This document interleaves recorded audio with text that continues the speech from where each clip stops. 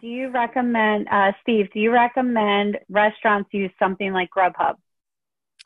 I know that's very, very popular. There's like DoorDash and a lot of, there's similar businesses like that. So the plus is that you have somebody, it's easy for people to shop and purchase food that way. And, a lot of particularly young people are doing that, or millennials.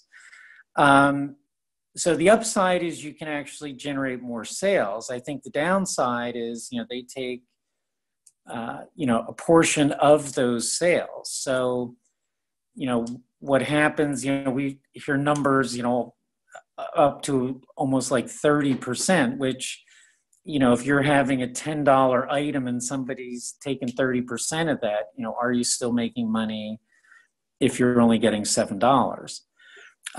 One of the pizza places in Collegeville was a young gentleman my age who owned it, but his son came to work for him, and they had never done delivery or anything like that, and they had started using Grubhub.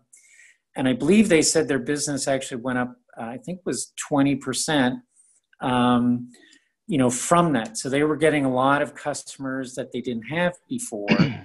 And then, once you get on that system with them, then you can get repeat customers to that. Good afternoon, Matt Gottschall from Locker Insurance. Just a fun fact on the delivery question that was posed before we got on this topic here.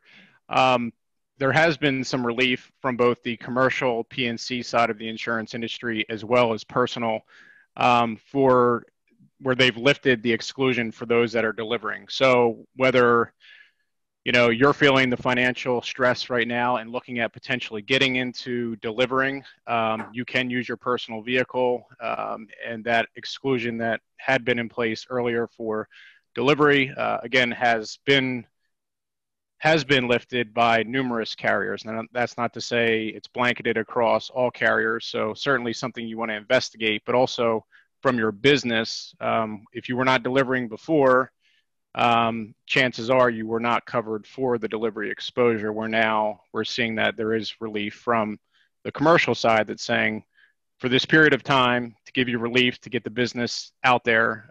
If you're not looking to engage in DoorDash or Grubhub, you can certainly take on some delivery operations as well and be covered for those. So from the risk side of doing that kind of work now, again, it's who of you to call and see if your carrier is offering that. But, to speak to Steve's point about what carriers are doing and your banks and et cetera, there's definitely some things being offered now during this time.